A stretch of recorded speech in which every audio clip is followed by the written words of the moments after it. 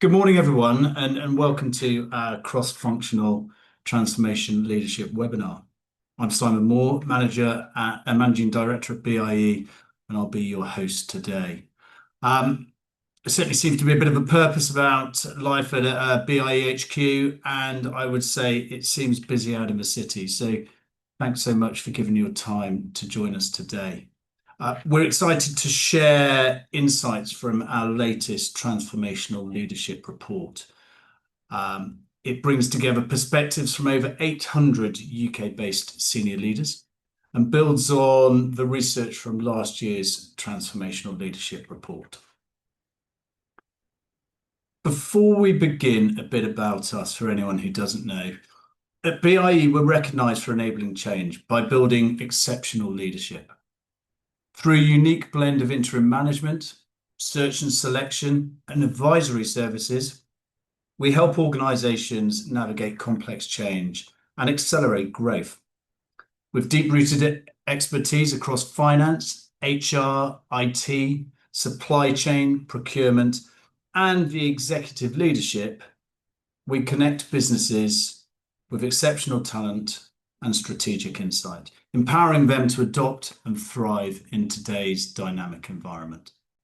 Today's session will start by exploring continued and growing pressure of the digital and tech environment. We'll move on to what makes transformation successful and explore the rise of AI and what it means for transformation. And then we'll finish off with a Q&A. So let's begin by introducing our panel. Each of our fabulous guests bring a unique perspective on transformation, and together they reflect the cross-functional nature of our services. We have with us James Hayward, Senior Finance Operating Partner at HIG Capital, and an individual I've known for many, many years as an interim CFO. We also have Magdaline Pistola, a CFO and CIO advisor, major transformation director, and somebody, again, who BIE has worked with for a number of years.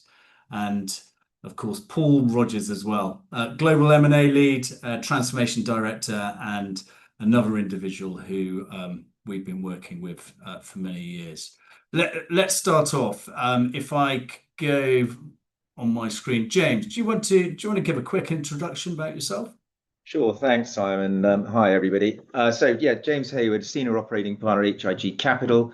I joined here a couple of years ago, which was completely out of the blue because I'd worked for myself since 1991. I like to say it's probably my first full-time job since then. But I've actually spent prior to joining HIG, I was effectively an independent executive in the world of turnaround, restructuring, transformation, and to the latter end of my last few years before I joined HIG, I did a lot of carve-outs. I think I did 6 or 7 on the row. But my background has always been in the finance space as a CFO, PwC trained far too long ago to remember. But now I find myself on the other side of the fence, advising our portfolio companies and assisting our investment teams. But absolute focus is on the finance functions. Brilliant. Thank you, James. Next, Madi. Thank you, James. My name's Madi Pistola. I am a transformation advisor. I've been doing transformation, working with most of the top FTSE 250 clients, being brought in, advising on business services, digital transformation, HR, finance, really trying to pull a team and driving a change within the business. So always been an independent. I've never had a permanent job. I love the roles that I do and come in and help change the behaviours and the ways of working with the clients. Over to you, Simon. Brilliant, thank you. And of course, Paul as well. Thank you, Simon. Hi, everyone. Good morning. Thanks for attending today. So my name's Paul Rodgers. I'm an M&A and global transformation leader, over 25 years of experience delivering multi-billion-dollar integrations, separations across several sectors. Led complex global initiatives for a lot of blue chip organizations, MasterCard, Morgan Stanley, AIG, Aviva, Fidelity and the Coke Group. And my experience spans the full M&A life cycle, so from due diligence to preparing business cases for board, through deal execution and close, operationalizing the businesses. Most recently, I've carved out Coke's data center business, carving out the people, assets, customer and supplier contracts to a new legal perimeter, mitigating over 39 million in tax liabilities, delivered with zero operational downtime or regulatory breaches. And for Fidelity in that carved out data center business, I then orchestrated a complete life cycle of a 1.7 billion JV in India from strategic conception through to operational execution. So I guess in summary, I'm known for building high performance teams, senior stakeholder management, and delivering real business outcomes and results. And in short, that deep expertise in transformational leadership, M&A execution, and business migration. Got a strong belief that it's always about people, and that empathy, inclusion, and leadership are really key to turning whatever strategy you have into measurable business outcomes. So looking forward to the questions today. Thank you.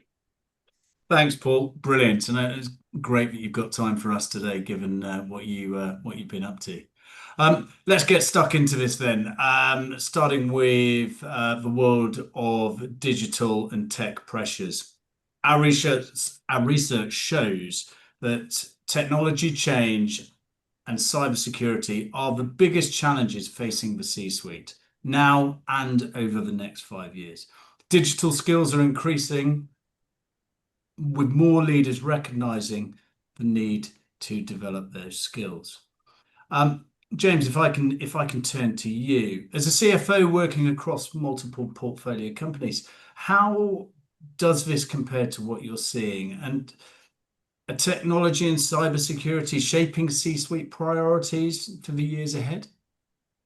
So I think first things first. I mean, the cyber. I mean, it's a simple one. It's an existential threat. We only need to look at what's happened to JLR and M&S, and the havoc that has wreaked on those organisations. And interestingly enough, I think the one thing which really comes out of the JLR one experience is actually what it's done to the supply chain. So it may not be you that's impacted, but if your supply chain is, you are impacted. So absolutely, cyber is just an existential threat.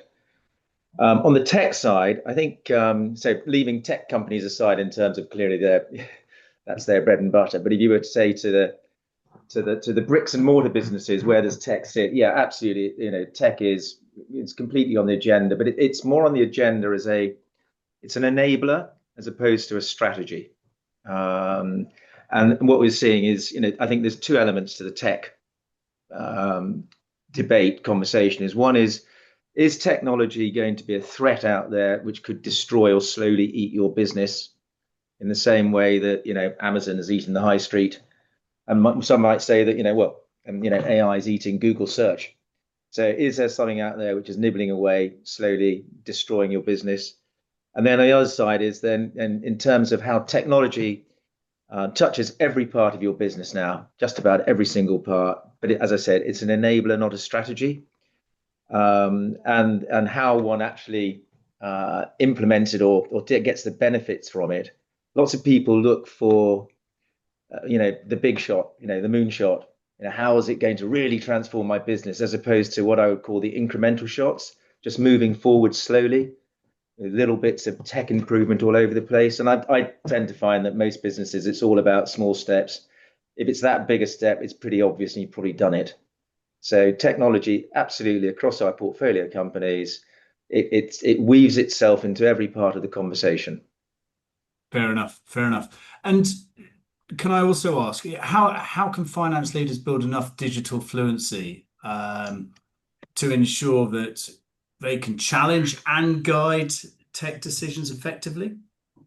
Yeah, as I put it, often CFOs and C-suite, they're users of information as opposed to generators of it. So actually, to that extent, they can be removed from the front line of where tech can really enable a business and make a difference. So I think the C-suite's role, in my view, is that they're not necessarily to be technical gurus, but they've just got to be incredibly aware of the technology environment. And the only way to do that is they've got to they've got to be aware, they've got to listen, they've got to be curious, intellectually interested in what's going on, and they've got to reach out across their organization to try and work out where tech can make a change. And they won't know the answer, but the people who believe, who report to them probably will know the answer. So really it's about listening and creating an environment whereby the debate is held and people are listened and respected for their views, and then they can act as a sponsor and the champion for technology change. Makes sense. Makes complete sense. Thank you. Thank you. Madi, let's turn to you. You've been leading ERP implementations for globally listed companies. Where do you see organizations struggling when it comes to the world of digital cybersecurity? So I think, following on from James, I'm a great believer that technology is an enabler. It's the nucleus of the business, and it enables the business to have successful outcomes. When I step into a client, 9 out of times, everyone's fearful of technology. They look at these big solutions like ERP solutions and everything else, and then they fail to meet the business requirements because we don't have enough understanding of the solution. Each client feels they're special and has uniqueness within their business model, which sometimes they are, but that fear factor of stepping out and moving away from customization and embracing what technology can do is really the remit that I try and bring in to simplify the business model, to simplify customization, and enable the technology to actually drive some of this information to make the right decisions for the business. Makes sense. Makes sense. Okay, so we're looking for a silver bullet for people to take away. How can leaders prevent fear of technology from creating unnecessary complexity? What do you think to that, Madi? Is there one there? Well, for me, the reality is it is within the people, and the people need to really educate themselves, and sometimes we need to understand actually what technology brings and how that's going to be done. So fear of change, fear of effectively, well, I did it this way, so therefore it must be right. Well, we need to be more open on that. And sometimes there's tough discussions at the exec level, which is the changes within the senior execs. They need to be ready to make that change and support that change with the technology for then the people to follow. Got you. Got you. Okay, thank you. Thank you. Paul, when it comes to the point that technology isn't strategy, it's an enabler, do you think organizations are still getting the balance right between focusing on tech and focusing on outcomes? And how do you balance priorities with technology enablement? Yeah, Simon, thanks for the question. I think it's a good lens on it. So I would start with a headline that you have to answer the why and the what before you get to the how. So I think the most important thing is, why are you transforming? What are you trying to achieve? Is it commercial, efficiency, risk, M&A, or market share goals? And once you've determined that, then I think alignment from top to bottom is crucial. So from the board through the CEO and ELT, if you're aligned on what you need to achieve and ensuring that it's supporting the agreed business strategy and supporting priorities and objectives. And then that's got to filter through into your business, right? So your business functions need to support. So marketing, sales, product and tech strategies need to align and support and enable the overall business strategy and goals. Always remembering that your biggest challenge will be people, no matter what we talk about technology, and it's an enabler, but without people, you don't have a business. So your biggest challenge is always people and culture, and having the right mindset that facilitates not only transformation, but the ability to accept it, that things change. And as you engage people and you think about that, understand the impact of transformation. I think that's really key, that when you take the impact, you communicate it effectively to your people in business so you're all on the same page. And yes, building on the point from James and Madi, technology is the enabler, right? But generally today, 2025, it does what you need it to do out of the box. So actually understanding what you need to achieve, making sure you're aligned on it, and understanding the impact is actually more important. Fair Make enough. sense? It does. It does. It does.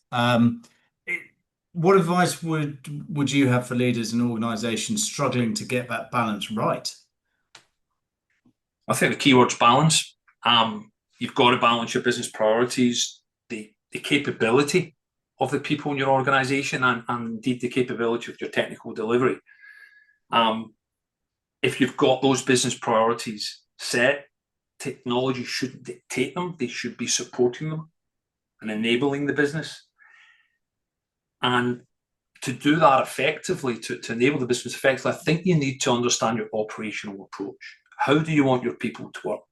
Because if you think about it, the last thing you want is technology to automate the same old problems. So understanding the critical path of your business cross-functionally and how you want to operate, I think that's key. And then you support and enable that with a technology stack. Got you. Okay. Just pushing on that a bit, Paul. There's quite an interesting question come through, which is, to which extent is technology advance blocked by the mindset of executives who are not tech savvy? Sorry, Paul, you're not going to be able to answer that because Maddie wants it. She's raised her hand already. Well, on you go, Madi. Let's go for Maddie. Only because effectively one of the clients I've been working for recently, this is it. Sometimes the board doesn't understand what the technology can bring and looks at the immediate cost to it, and especially how we treat, CapEx versus OpEx. I know I'm going into detail, but sometimes the bottom number seems far too great, and the actual value add benefit and the efficiency to our processes effectively stops the progress going until it's a little bit too late, especially in the cybersecurity space, because it's really hard to create tangible business benefits for the board to really understand. But then all of a sudden there's a cyber attack and all of a sudden money and funds are available, and why haven't we done this? So I think there's a journey which Paul, I'm sure you'll have more to add to this, where I'm sure Paul and I bring to that, which is taking the board on that journey of not just looking at the immediate bottom numbers, but actually the long term and the return in investment. Sorry, Paul. Yeah, Madi, I agree. I think half the battle is making sure everyone's on the same page, singing from the same hymn sheet. And I think it's really important that your CEO and ELT are able to present to the board those business priorities and somehow articulate the benefits, so that they're looking at the upside of why and what you should do. And to your point, Mary, not looking at the cost, saying, "My God, we can't spend that." And really, that's the specialization of transformation. People who have been there and done it and got the scarf realize that you've got to present a business case. It's got to have, in some way, shape, or form, benefits for the business, a return on investment where the 30 million actually seems small in comparison, maybe even to the risk that you're mitigating on revenue income. So, I think it starts with getting everyone understanding this is worth doing. Fair play. Easier said than done, for sure. Hire the right people, Simon, you'll get the right results. Absolutely. And that's where you say through BLAE, Paul. Anyway, hey, I think it's fair to say we're all agreed that while technology and cybersecurity dominates C-suite agenda, my take from this is that transformation will start with people, priorities, and business understanding. Technology definitely should enable strategy, not dictate it. I think we're in agreement there. Let's move on to the second area we wanted to discuss, which is around successful transformation. Fair to say change and transformation are now a constant, with almost all of the respondents expecting the rate of pace of change to increase over the next 5 years. Unsurprisingly, adaptability was overwhelmingly identified as the top skill that C-suite leaders need over the next 5 years, with 55% of respondents selecting it. This is up 30% on respondents selecting it in 2024. So Paul, if I can turn to you this time, you've led huge transformation programs, massive. What does the skill of adaptability look like for you and your team? Adaptability, transformation, it's sort of hand in hand. And I think you start with the headline that transformation is a mindset, right? And you start to understand what you need to do in that transformation through listening properly to your board, your CEO, your C-suite, and what they're trying to achieve. So I think having a transformational mindset throughout the organization, so in the C-suite, right the through way to the transformational team, will help ensure you've got a consistent understanding of what you're trying to achieve. And I know we've touched on that already, but that's really important if you're aligned on what you're trying to achieve, because then you can start to look at how the business, including technology, supports and enables that. And really, if you want to be able to adapt, then it starts from the front. You need a CEO and C-suite and your transformational leadership to understand that priorities change and deal with the shifting priorities in a very precise, very positive, and very proactive manner, and communicate it effectively. Often you'll get change at board and ELT level, and you'll find that you don't get communication through the organization, and then people struggle to adapt because they don't know what's going on. So I really do think that positive, proactive communication is really key. And I think it's also important to recognise, Simon, that transformational leadership is not common in all organisations. It's born through experience. Not every organisation went through lots of transformation. So getting that transformation leader in, a good transformation leader who's got the experience, he'll manage and nurture the team so that they've got the right mindset to ensure that they're able to adapt. Yeah, absolutely. I couldn't agree more with you, Paul. And certainly when I'm speaking to future finance, HR, technology leaders that are on the path up, I do encourage them to run towards transformation. Get experience early, because inevitably, if you want to get to the top and lead on that, you've got to have experienced it a number of times. But just on that point, Paul, how can leaders address clarity and alignment early to avoid transformation failure? So how can leaders align early to avoid transformation failure? I think that one's a simple one. Hire a good transformation leader. Now, I'm serious. What would they do? They would make certain that, one, your business objectives and supporting strategies are actually distilled into clearly defined transformation priorities and outcomes. Two, they would ensure from boardroom to boots on the ground that everyone's aligned on those objectives, priorities, and outcomes. Three, they would create a clear blueprint for how the transformation will be implemented. And four, they will always have that focus and clarity of the people impact and how change management will be applied. And lastly, look, at a good transformation leader will ensure that your team is actually greater than the sum of its parts. So I think it's a simple answer, straightforward. Hire a good transformation leader. Yeah, no, that's it. Being the conscience of the board, being the conscience of the sponsor, absolutely. I couldn't agree more. Key. Yeah. Absolutely key. James, let me turn to you and ask, from an adaptability point of view, is it more critical now, or has it always been essential when you're looking at the world of transformation? Adaptability has always been essential. I mean, there's no doubt about that. We have to be adaptable. And I think maybe today's environment, it's moving a little bit faster in all sorts of ways. So maybe we have to be a little bit more adaptable. But, you cast your mind back, you want to talk about adaptability, cast your mind back to COVID. Was it on March the 11th? We've all got sent home. By March the 20th, working from home was becoming a norm. It was amazing. What is it? Mother is a necessity of nature, or whatever it is. It's, when people need to adapt, they really can adapt very, very fast. My neighbor who's, works at a large clearing bank, is used to decision making taking a very, very long time. And yet suddenly everything got turned around and things could be done really quickly.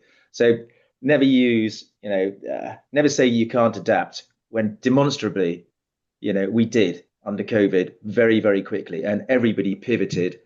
But what was really key to that was that the sponsorship came right from the top, and it had to for businesses to survive. So where you've got that sponsorship, you can adapt very, very quickly. Yeah. So so transformation requires adaptability. Don't pretend you haven't got it. You have.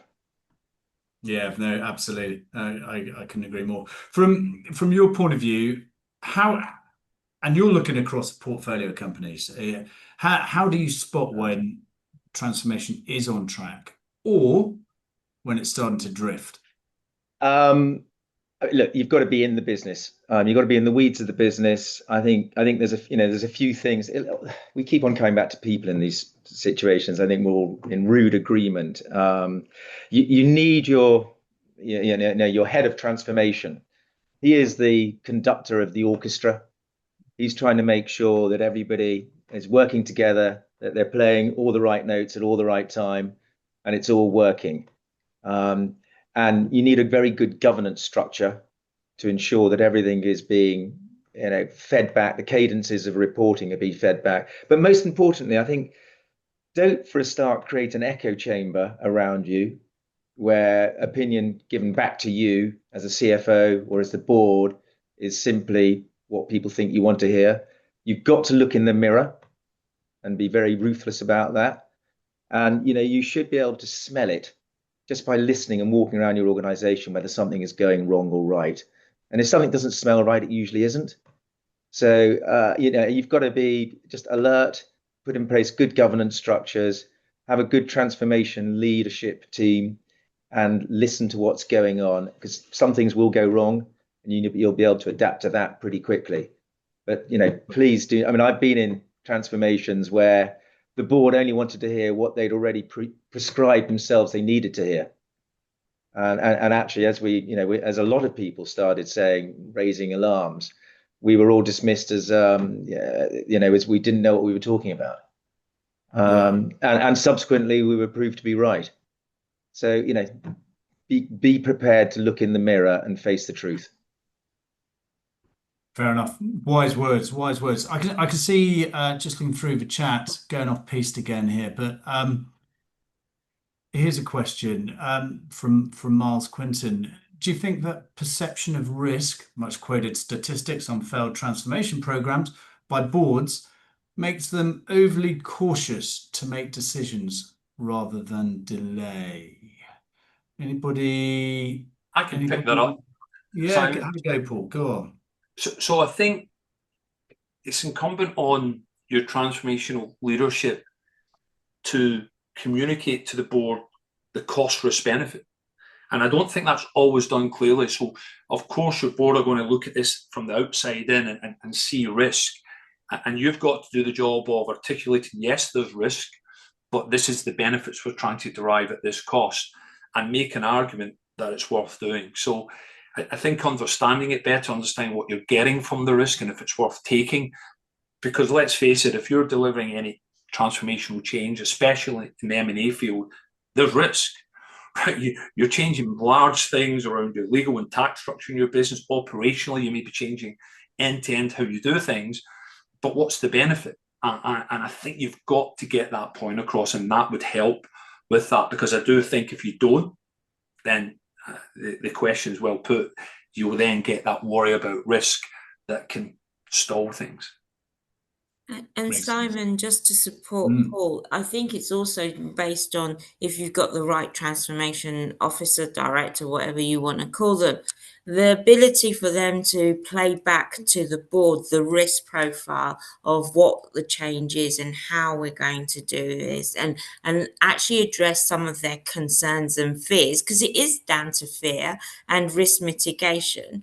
Then, with the expertise of lessons learned, knowing what, from other industries or other clients, and bringing that in and articulating it in a way that they understand, helps enable that, you know, I've worked with many clients that I've walked in and said, we've been looking at this for 5 years, we just can't land it with the board. And then I try and unpick what is it that they haven't understood, what is it, you know, by pushing it down the road, why are they putting it? So it's really understanding what they're frightened of, what the risk is to pull this, and then how are we going to mitigate that and work with them. Yeah, and just to finish that point off, Mari, I think, Simon, important to understand that each organisation and board have a persona, and they all consume information differently. So you've got to work that out quickly. You know, some boards want a plethora of slides, some want one slide with everything, and it's important that you understand what they want and give them what they want the way they want it, so that they can then digest the information you're presenting to them. So that's an important lens on it, and that again comes through experience. Having done it with X amount of clients, you understand what you're dealing with and you give them what they need. Yeah. And sometimes, Simon, as well, sorry, just to no, not at all. Carry on. It's the reality of, you actually have to sometimes say to the board, no, you're wrong, in a polite way, and you are the disruptor. If you're the one there that just agrees to everything, then I'm sorry, you're not a transformation officer, you know. And Simon, you know me, you know, there's sometimes you have to have that hard discussion, and you know, I don't understand why we're not doing this and what the business risk is versus staying as you are. Yeah. Yeah. Hey, I absolutely concur. And you know, James talked about how we've had to adapt, and what happened in COVID. Maddie, I remember standing up that program beginning of March 2020, and then going, "Ooh, what do we do now?" But hey, we carried on. And tell me, Maddie, how has adaptability changed for leaders and teams in today's hybrid world? I think in some areas, depending on the persona, like Paul said, is made them more risk averse in some areas, but in some areas they're all looking at AI to solve the world, and you know, and feels that things can just automatically be automated, or you know, with a technology the world is solved. But it's actually people and the behavior of people, and that's the adaptability that we as transformation leaders need to go. Is, for me, it's not the technology or the solution I'm driving. It's quickly walking into a client and understanding the persona, the culture, and the type of people I'm dealing with, not even at board level, but all levels, and then walking them through that journey. And that's the adaptability you need to be. Got you. So, I mean, this does seem like a bit of a loaded question, but I'm going to ask it anyway. When should organisations bring in external expertise, and what's the risk of waiting too long?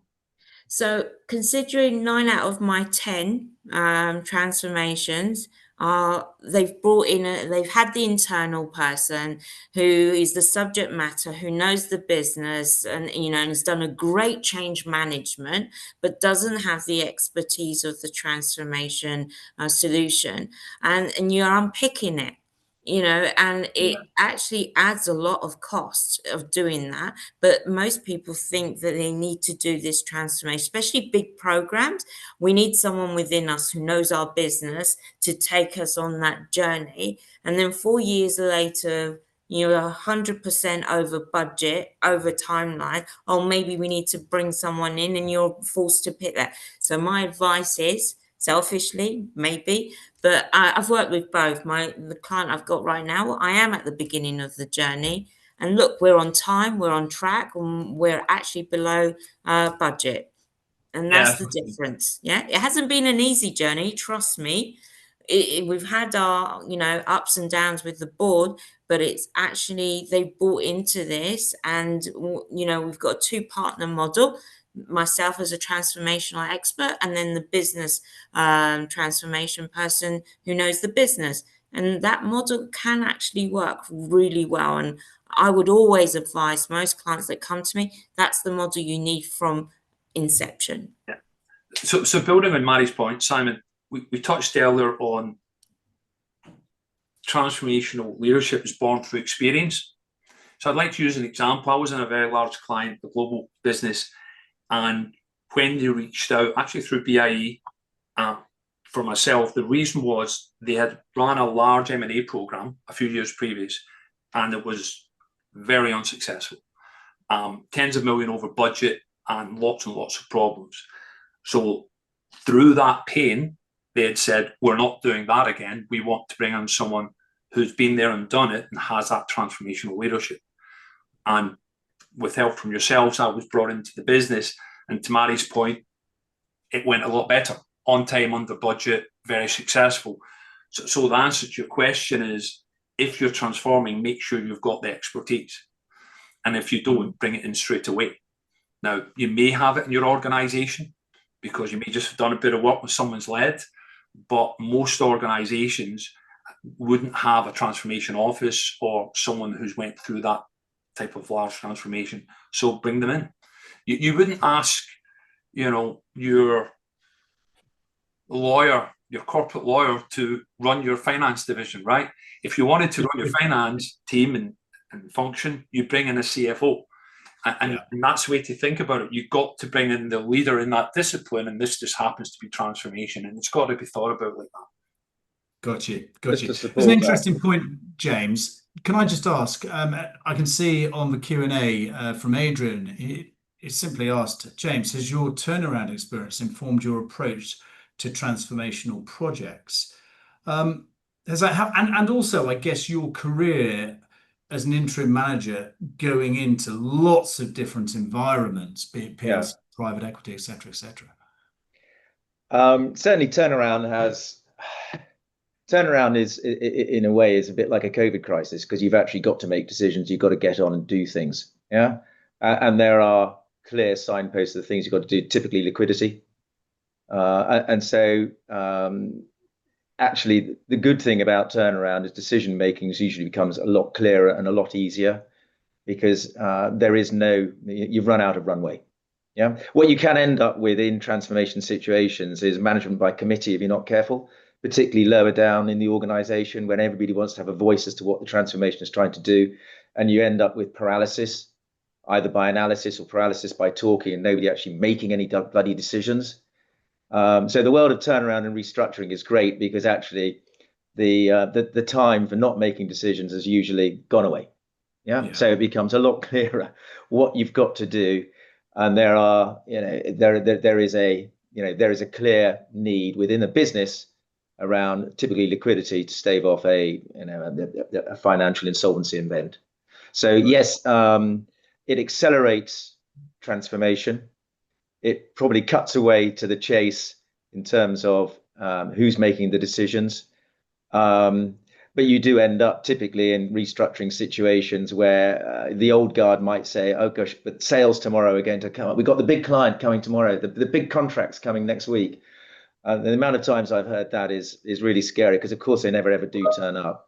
So that comes back to, I think, maybe both Paul and Maddie's point, that sometimes you need experience to be able to say, look, we've heard that trope about the contracts arriving tomorrow. It doesn't actually happen. So actually, having seen this and experienced it many times, we're actually going to take this view. So actually having a transformation leader who has experienced all the problems, well, not all the problems, but many of the problems that are going to happen, is really invaluable, because people who haven't experienced it, I mean, most people in their careers probably may not even go through a transformation. They may go through it once. If you get somebody who's been through it 10, 20 times, they're just going to be able to bring that experience to the table that others can't.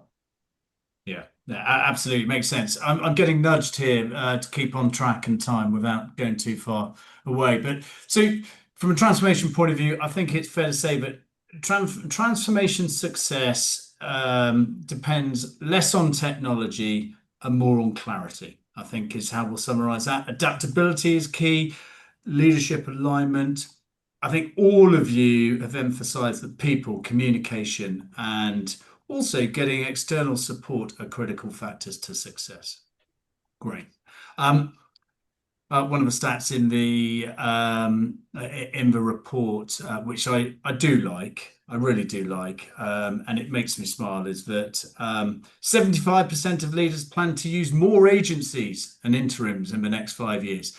Less about the agencies, more about BIE. But nevertheless, it's a good stat. It's a good stat. Let's keep this flowing forward. AI and its continued growth. AI is evolving faster than any previous industrial revolution, with 73% of leaders seeing it as the main driver of transformation over the next 5 years, as organizations move from fearing job loss to redefining roles and enhancing decision-making. Let me turn this question around slightly and ask you, Paul, through the lens of transformation, how do you see AI tools helping you achieve your goals and accelerate your successful transformation journey? Yeah, AI it's in focus, and I think you've got to start with what have we said in this call. It's always about people and culture, and I think the headline is AI is going to impact your culture. So firstly, let's start with why would the business look at AI? In simple terms, they realize that AI can drive more efficiency, reduce costs, and increase profit. And the impact of efficiency is often less jobs. So said another way, AI will drive operational change. So yes, AI will be a massive focus on how we transform a business, because it's going to have a massive impact on operational delivery within your business. However, that being said, what have we said in the call today? That technology enables the business, and AI is no different. It's a key enabler, and it will require a strategy to ensure it's supporting the overall business strategy and objectives. But it's very similar to your sales and product strategies that are key to delivering your business objectives. AI needs to be defined in a strategy to ensure it supports the business priorities, and to use it effectively. I really do think we need to understand what AI is. It's an evolution of advanced data analytics and automation. So it's a tool set that you have a strategy to use that ensures you're using it to address clearly defined, identified and defined business problems and objectives. It's not a solution in itself. You just don't take AI, you say, okay, what are we trying to achieve? How can we use AI to solve this problem or meet this objective? And therefore, as you're solving problems and objectives, it's going to find its way into your tool set, just like technology, product and sales strategies. So it will be a large part of transformation in the sort of years, months and years to come. Yeah, that makes sense. Yeah, no, it does. It completely does. I know when we were going through our prep, and you've mentioned it again just then. You said AI isn't the answer.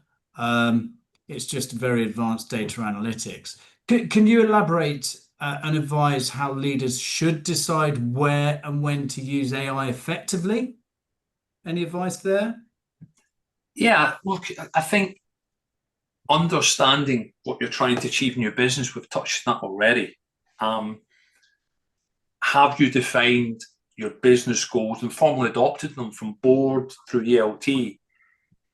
And if you have, you can then look at the strategy throughout your business, including your AI strategy, and ensure and verify that it supports those goals so that you can achieve them and grow your business. So I think that's key, Simon, understanding what you're trying to achieve and then understanding the tools and strategy can help you achieve it. Gotcha. Brilliant. James, let's turn to you. From your perspective, what can leaders learn from the parallel between AI today and the early internet boom? You're on mute, James. Rookie mistake. I was saying the early internet boom and the year 2000. I mean, it's still so it was crazy at that time. I mean, everything was being badged as internet, and in the same way today, I don't get anything across my desk now in terms of a pitch which doesn't have the word AI in. So absolute striking similarity there. It's exactly the same in that respect. It was the Wild West of people saying, "Oh yes, we've done this with AI, or we do this with the internet," and actually, there's a bunch of snake oil salesmen out there. So I put it. Trying to pick winners or losers is going to be really difficult. Do you lead or do you follow? So yeah, I see huge similarities. Where a couple of observations I would make is I think be careful about seeing AI as a magic fix. I liken it to two cows staring into a piano. They've both got a purpose, but they're not quite sure what to do with each other, or whether they can work together. And I think, and maybe this is a very personal view, that the internet led to a load of jobs which nobody had ever heard of. And whether it was cyber or digital marketing, or you can think of a plethora of jobs. AI, it's difficult at the moment to see what new jobs it's creating as opposed to what jobs it's facilitating or changing. And so that's an interesting one to look out for. So yeah, I think there's huge parallels. How it plays out, where the big winners will be, when everybody was talking about whether it was Yahoo or AOL or Netscape, I think it was called, and then eventually came Google. Bang! Everything got blown out of the water. Yeah. Will that happen? I don't know. Clearly, I don't know. If I did know, I wouldn't be sitting here. No, absolutely. But can I ask then, as a finance leader, overseeing again portfolio of companies, how do you approach investment in AI when the ROI can be uncertain or long term? And how can leaders distinguish AI hype from real practical opportunity? So I think finance is slightly different to some areas, because finance is quite binary. 1 + 1 must equal 2. It can't equal 2.1, and it can't equal 1.9. And there's an element of AI which is clearly it is getting 90% of it right, but not necessarily 100%, whether it's hallucinating or whatever. So for me, finance is or a lot of finance processes, there are elements there which they've just got to be right. It's binary. Yeah.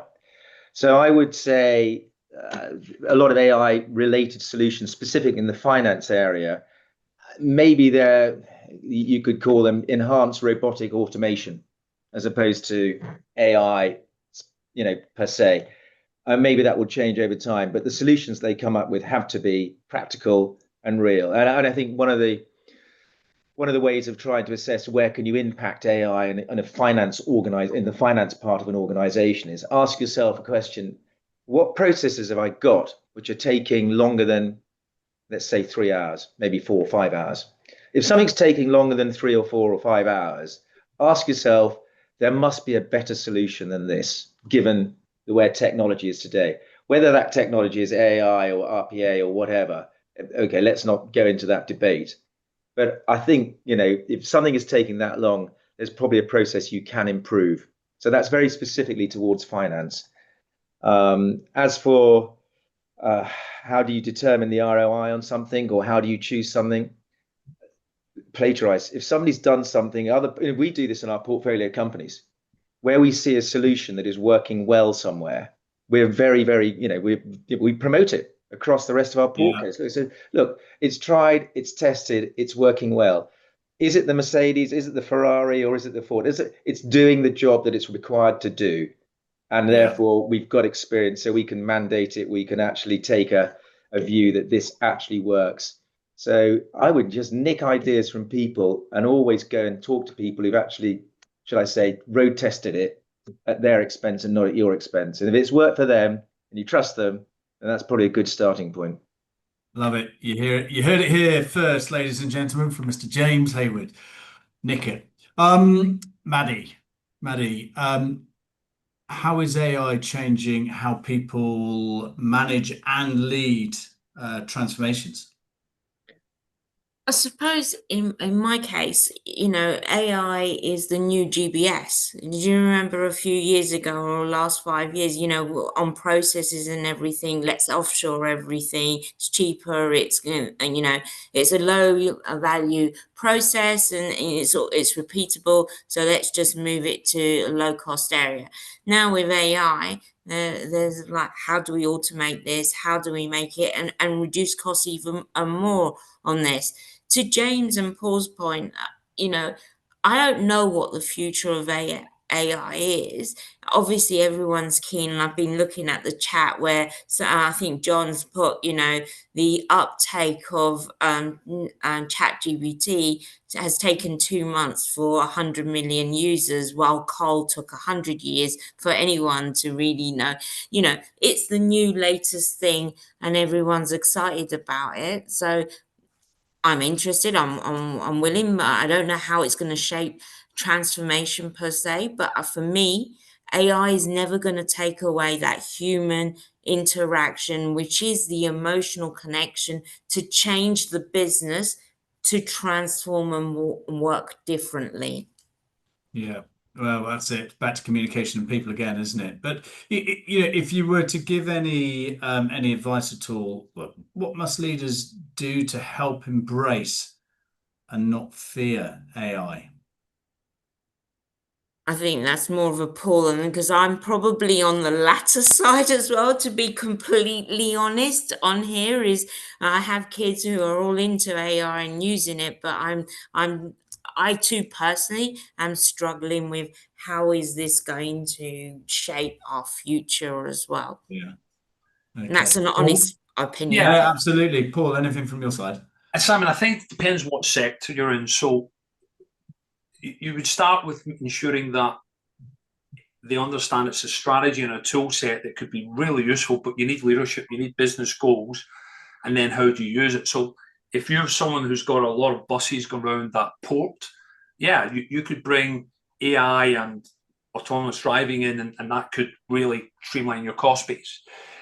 When robotics are added to it, with Optimus that's coming out of Tesla, etc., that's got another application, if you like. But it's a massive industry. James touched on the point, where does it create jobs? Well, I think it is, because if we think about what is AI, well, what is the infrastructure that supports it?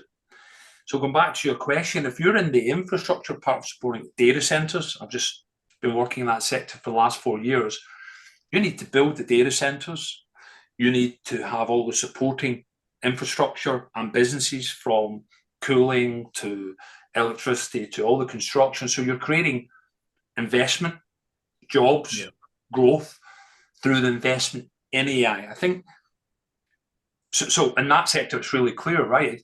It's actually quite ironic. The people who are right now benefiting from investment and growth and jobs aren't actually using AI, they're providing the infrastructure for it. Got it. But when you go into businesses, it will be, how can you use it? And I do think, you'll get a lot of manufacturing jobs will be automated with AI and robotics.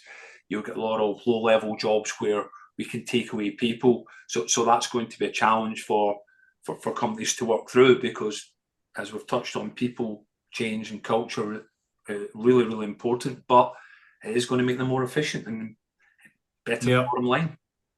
Absolutely. Fair enough. Look, fascinating insight there. I think it's fair to say AI, it's only really valuable when applied to clearly defined business problems, powered by reliable data and guided by that human intelligence and that continued interaction. It's probably fair. Look, hey, fascinating discussion. Thank you so much for your insight. Let's try and turn to some questions. I'm conscious of time. Only got 4 minutes. We might have to go over by a couple, because there are some cool questions in here. Alex Clovier has asked, with a constant level of change in business today, should all businesses have a transformation office to ensure the transformation is embedded in the culture? Let's have a go at that. Transformation office. So I can start, and I'm sure Paul and James will add to this. Look, transformation isn't just big transformations. There could be the mundane transformations that are really hard and sticky. I do believe in a transformation office.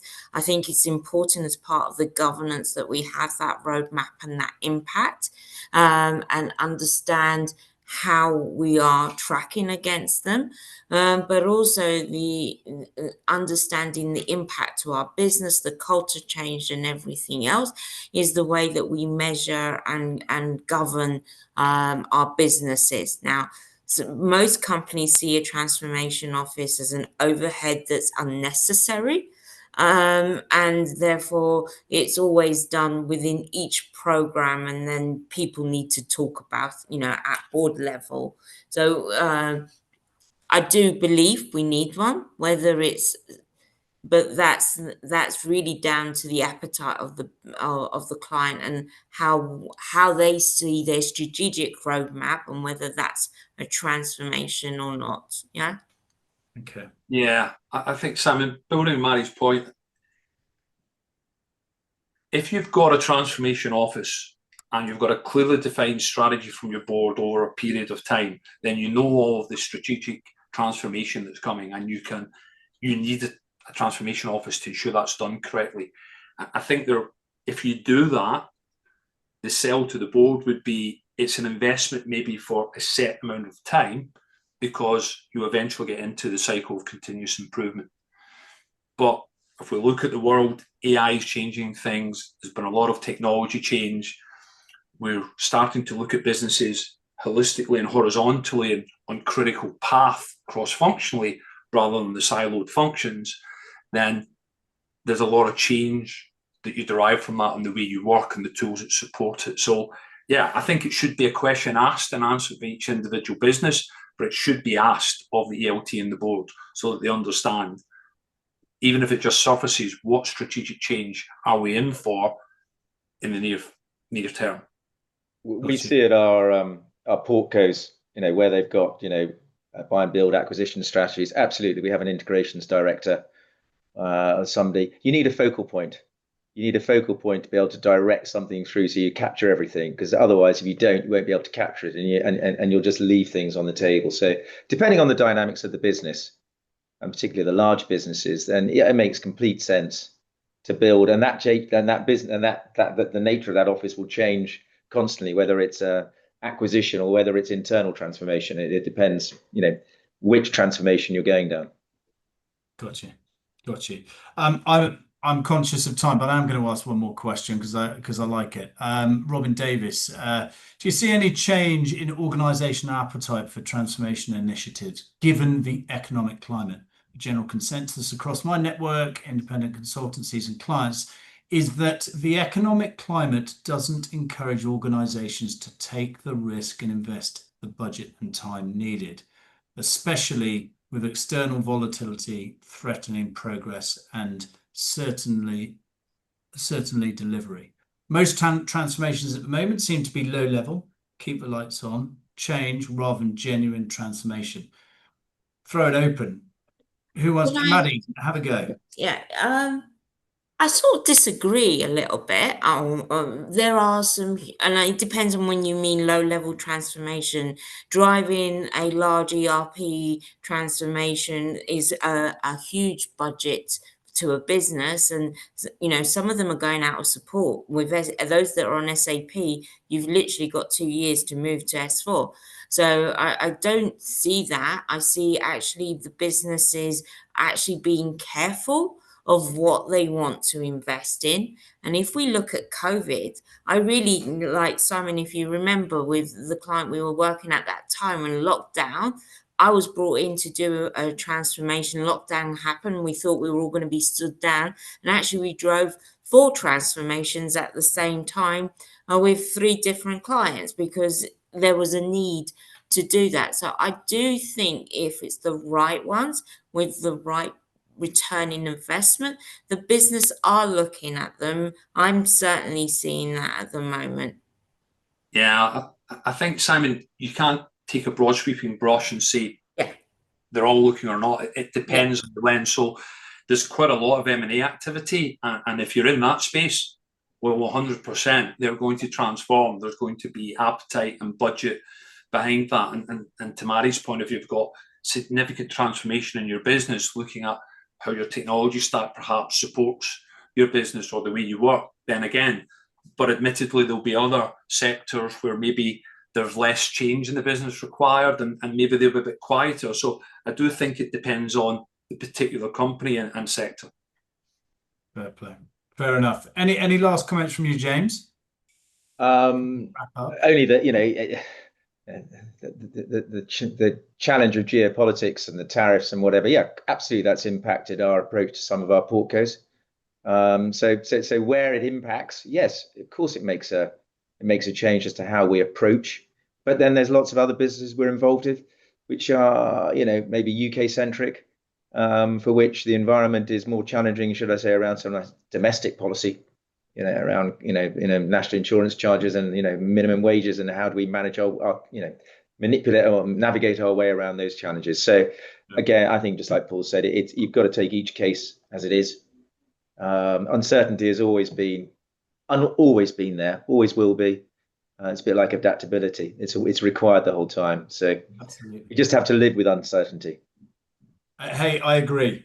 From our point of view, BIE, I would suggest that certainly into our second quarter, which is July through to September, and continuing on now, we have seen a big increase in people asking for support, not necessarily signing online and going for it, but we can see that there's a lot more coming down the funnel, which is fantastic news.